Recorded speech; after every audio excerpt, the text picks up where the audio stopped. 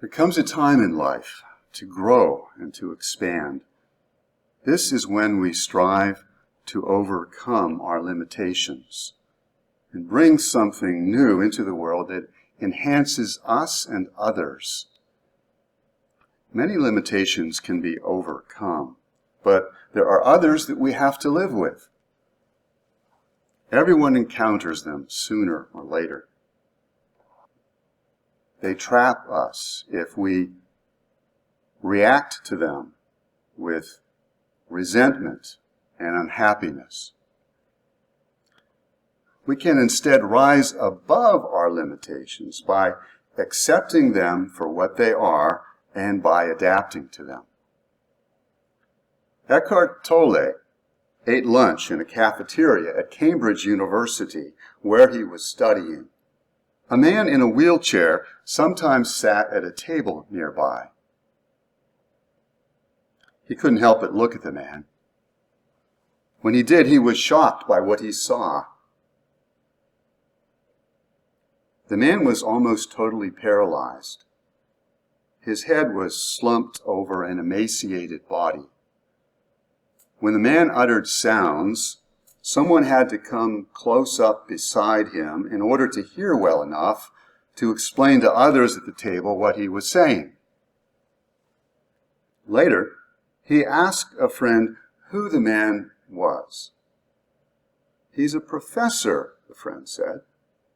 "He has a neural disease, and it's slowly paralyzing every part of his body." As he was leaving, he held the door open to let the man come through in his wheelchair.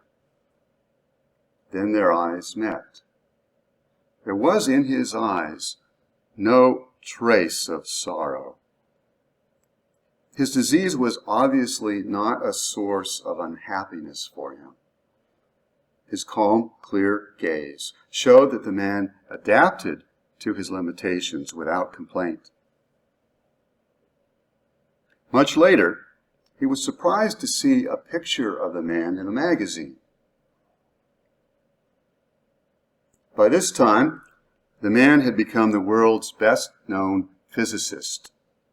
His name was Stephen Hawking. Something in the article confirmed what he had sensed when he looked into the man's eyes many years earlier.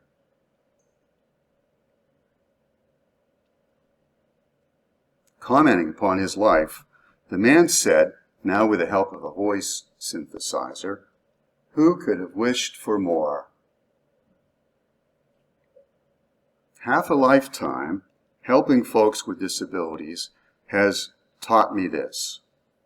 People like Stephen Hawking come to accept what limits them. They adapt to it too. Most people adapt, but some don't. Either they don't seek out opportunities to adapt and learn how, or people who care for them don't let them adapt. Daniel Kish is one of the adapters. Like a bat or dolphin, he sees with sound. Dan uses echolocation. He clicks his tongue and observes by its echo what his blindness prevents him from seeing. In this way, he gets a mental image of the world around him. He learned to do that entirely on his own. His parents decided that he would grow up and enjoy the same freedom and responsibility as everyone else. With that end in mind, they raised him like a boy who could see. Now, he gets around almost as well as anyone else and lives independently, as though he were a sighted person, even though he's not.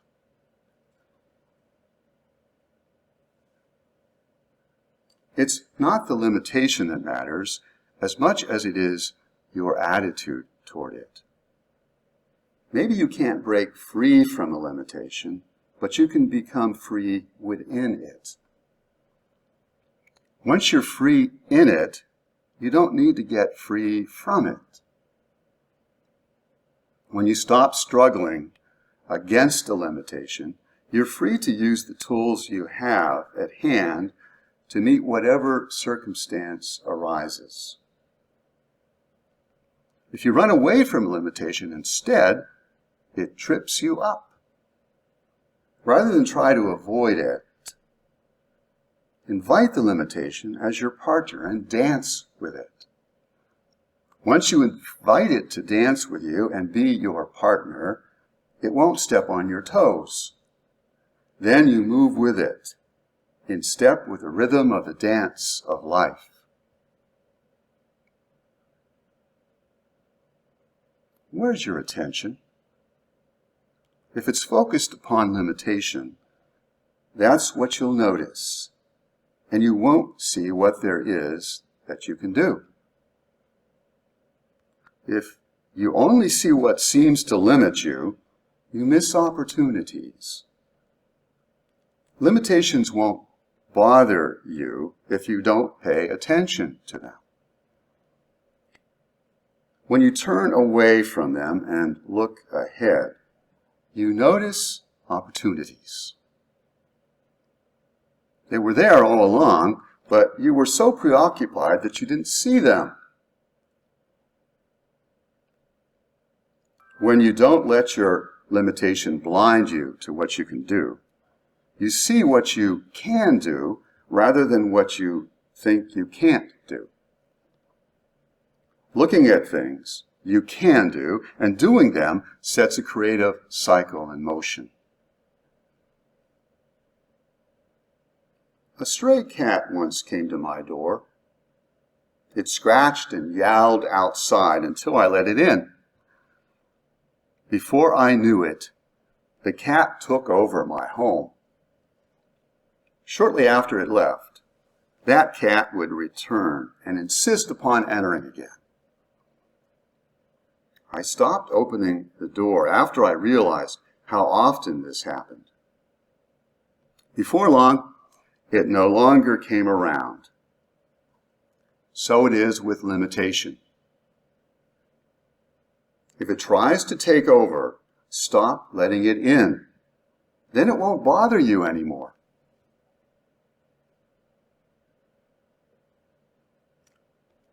One who sees a goal naturally wants to attain it. He pictures what it looks like. Then he tries to paint himself into the picture. There's nothing wrong with that. But if he paints himself into a corner, so to speak, then there's something wrong with this picture. If you picture a goal far in the future and imagine what it would be like to be there, you will, no matter how careful you are, fix in your mind's eye an image that won't be true when you arrive there and see it, if you do. The picture has colors that aren't true. This affects the way you paint the picture. When you're done painting it, you say to yourself, "It doesn't look the way I thought it would." Well, if you don't paint it right, it won't turn out right. Under the illusion that you know exactly what it should be like, you might suppose that you can make the picture look the way you think it should, but it won't turn out that way. Then you say, "Well, I tried." You tried all right. You tried to force it. And that's why it didn't turn out the way you expected. The true design reveals itself as it will, not as you suppose it should.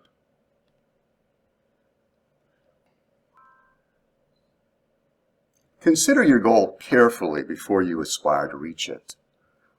But don't fix it so firmly in mind that you pre-live the experience. We could preview a projection of ourselves off somewhere in the future with every detail of it firmly fixed in our imagination.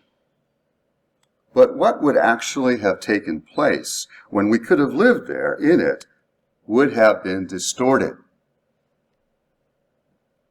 The person who exists for the future fails to live in the present.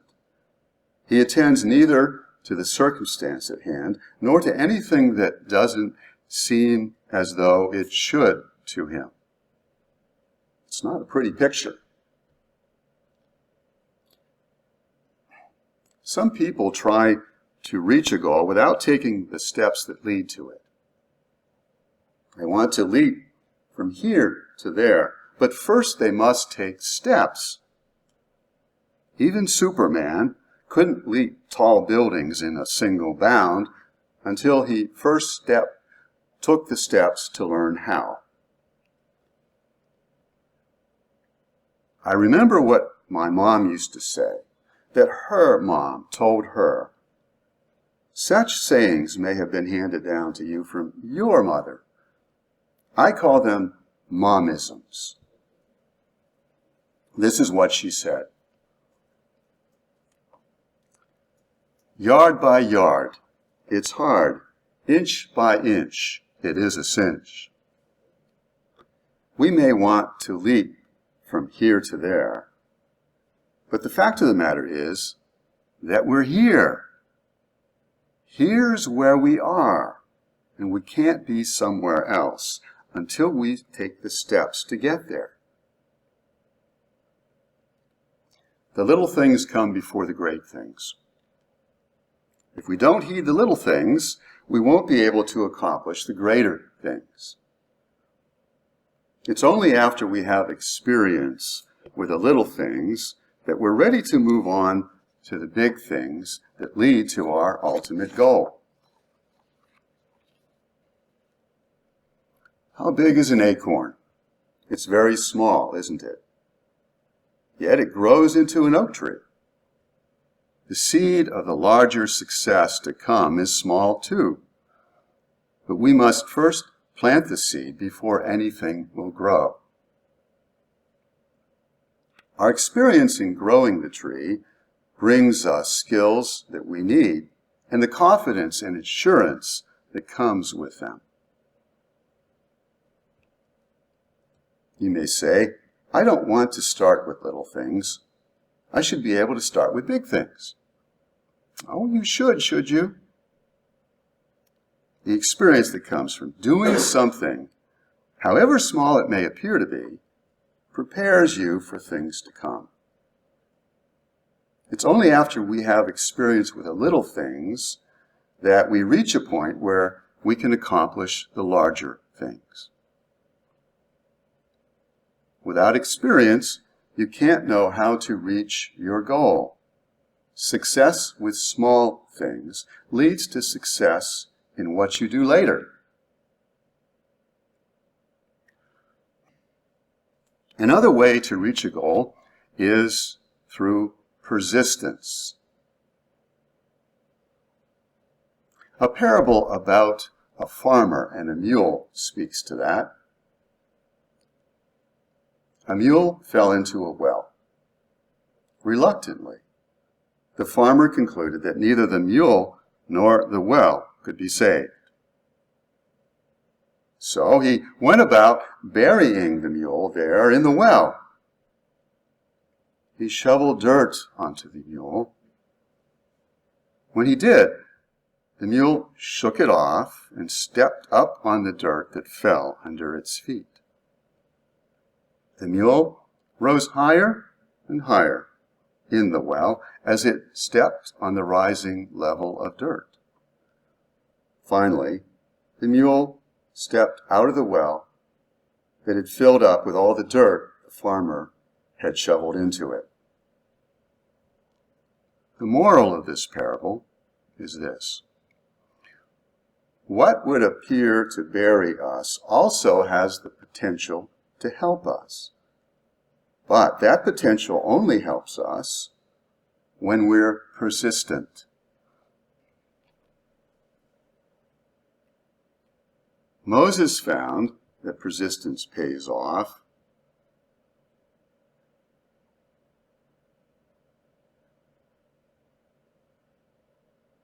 He found that out when an army was pursuing him. When Moses was leaving Egypt with the Hebrew people, he arrived at the sea's edge with Pharaoh's army hot on his tail. Moses trusted God, so when Moses told him to hold steady, so when God, told Moses to hold steady and keep on going, that's what Moses determined to do. Then the water before them parted, letting them pass through. They didn't stop until they safely arrived on the opposite side of the sea. And there they watched the water return and stop the army that was chasing them. What do you do when you come up against a wall in front of you? As Moses did when a wall of water got in the way. If you hold steady and move forward, it will give way. There will be an opening and you can keep on going. When you do, a sea of limitation gives way before you. The world is waiting for someone like Moses, a person who will hold steady and come through. It's waiting for you. Will you do that? If you think you can't do what Moses did then, think again. Most Bible scholars conclude that Moses didn't actually cross the Red Sea. They still say that he walked through a sea, though. The sea they say he crossed was the Sea of Reeds. The word reed was mistranslated as red. The average depth of the Red Sea is 1,600 feet. The Sea of Reeds, on the other hand, got its name because it was so shallow that reeds grew in the middle of it. With a strong wind or tide, land may well have appeared at some point, so that people could walk across it to the other side. That's important, and here's why. Some people say that Moses couldn't have crossed the sea because it was too deep. Others say that he crossed it only because a miracle happened at that time that couldn't happen today. Miracles happened then, but they happen now too. You and I probably could walk through a tidal estuary or other body of water, as shallow as the Sea of Reeds, under the right conditions and circumstances. If everything came together in a way so that we could, it would seem to be a miracle. But it wouldn't be the kind of miracle that could only happen in a fictional story or could only have been possible long ago. I remember an old movie that you may have seen. It's called Miracle on 34th Street. At the end of it, a man said to a girl, "Yes, Virginia, there is a Santa Claus." Santa Claus wasn't the miracle. The miracle that took place was the change in the lives of the movie's characters.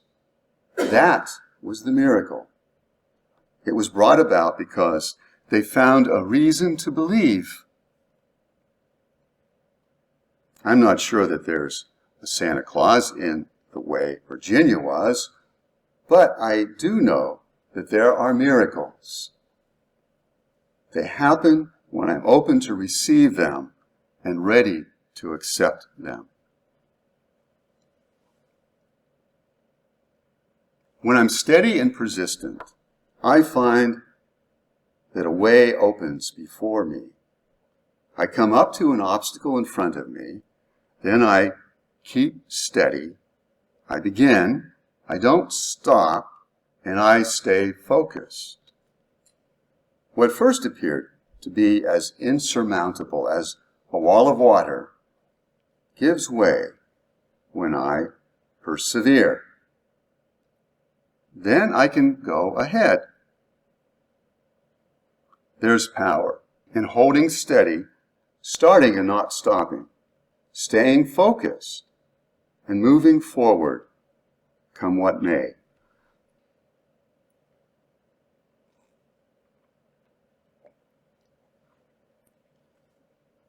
You'll find barriers, limitations, and walls wherever you go.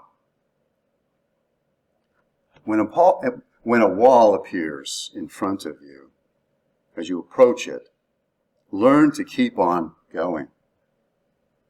Don't just walk up to the wall. If you walk up to the wall, how close will you get? Do you walk up close to the wall, stop, and wait for the wall to vanish? It doesn't work that way. You learn to walk not up to walls, but right through them. You don't just stop when there's a wall ahead, a wall of limitation. Don't quit just because you think you see a wall in front of you. Don't say to yourself, I can't get beyond it. I can't climb over it. I'll just have to quit and stop right here, or else go back. Keep right on going, and then you'll find that when you get up to the wall, pressing against it, it gives way. You may find that it just looked like there was a wall. Anyone would have sworn there was a wall, but when you got up close enough, it fell back. Hold steady and keep going. When you keep on going, a way opens up where once you saw only a wall. Maybe it wasn't even there, but just looked like it was a wall.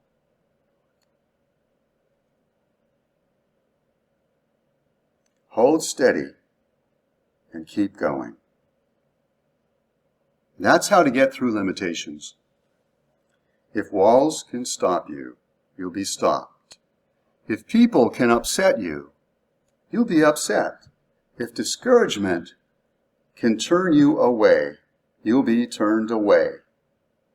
Whatever you've made up your mind that you can't do, you're right about it.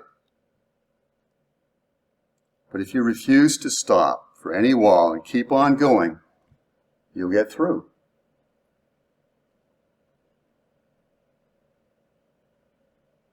So far, you've learned how to overcome limitations by accepting them, adapting to them, attending to what you can do rather than what you can't, dealing with things as they are rather than as you suppose they should be,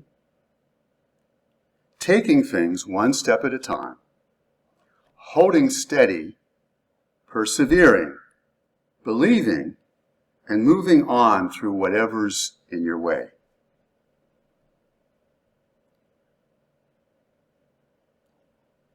There's one final thing I'll tell you about that you can do to overcome your limitations. It's this. Find your purpose in living by doing what you're called to do. Everyone is given a divine mission to repair some aspect of a broken world. No one else can repair it like that person can. He or she is the one individual uniquely empowered to fix it.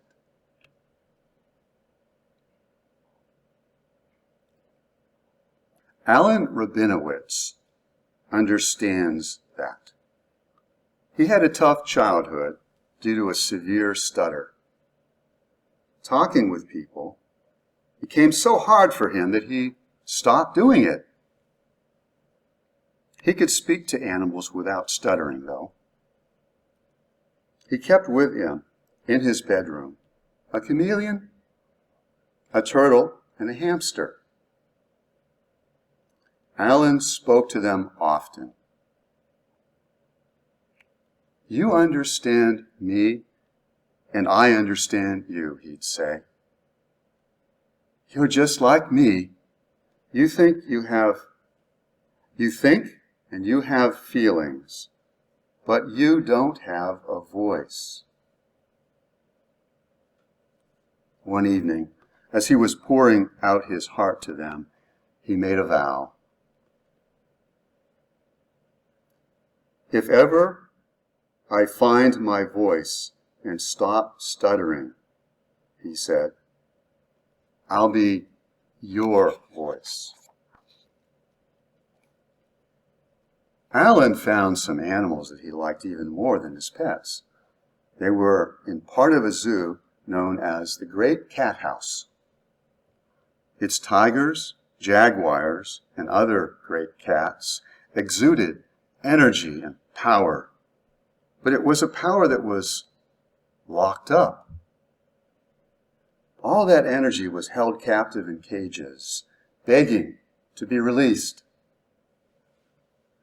One day at the zoo, Alan came as close to a cage as he could. A jaguar stared back at him from inside, and their eyes met.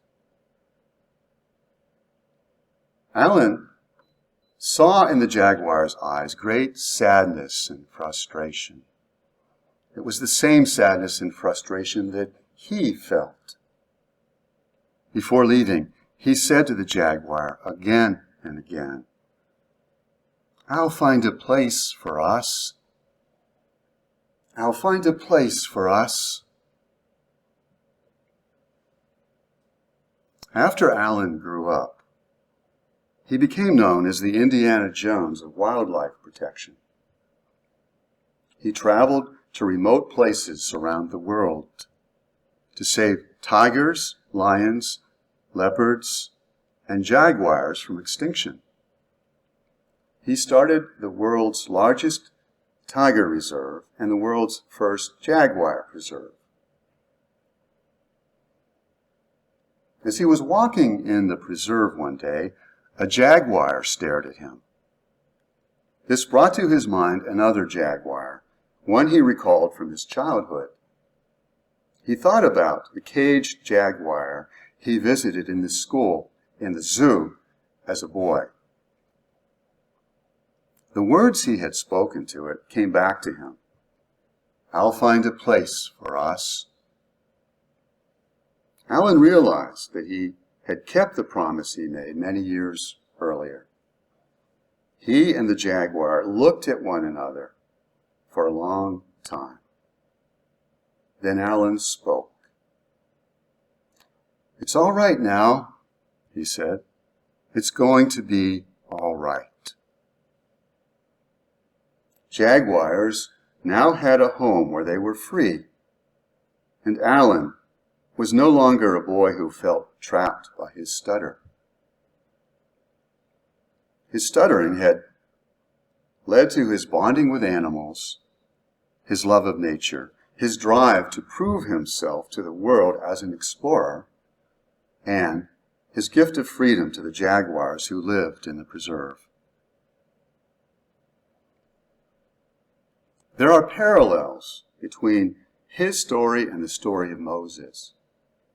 Moses also stuttered. Moses freed the Hebrew people and found a home for them. Alan freed the jaguars and found for them a home.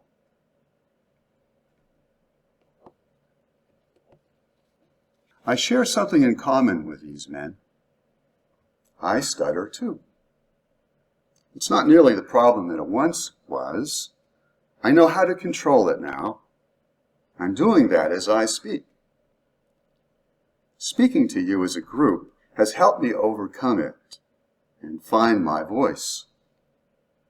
By speaking here before you, I may have answered a call to do what I'm doing now, the way Alan Rabinowitz did when he found his calling.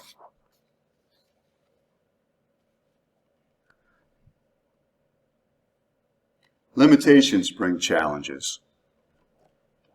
When we deal with them, they may show us what we've come on earth to do. Each challenge brings with it an opportunity to understand our true purpose. Part of life is about meeting challenges that come our way and making them a part of who we are. As such, they play an important role in discovering our mission in life. Our limitations may be a source of our strength. Our greatest restriction may be our widest opening. Our greatest challenge may be our greatest blessing. Our greatest impediment may lead us to our greatest achievement. By overcoming our limitations, we may discover what we came into the world to do and do it.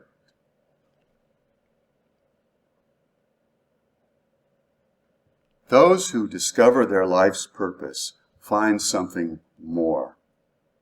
What they find is greater than any goal they may have reached. They're no longer content in having achieved a goal just because it got results. Instead, they go on out ahead to do what means the most to them. This generates an ever-expanding cycle of meaningful living. What they find themselves doing isn't so much a means to an end as it is fulfillment in itself.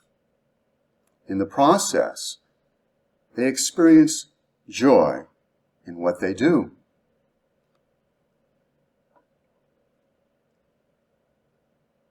To follow up on this, I'm going to provide you with an opportunity to build upon what you've heard this morning and experience it for yourself. I invite you to get together with me here at noon today for a guided meditation.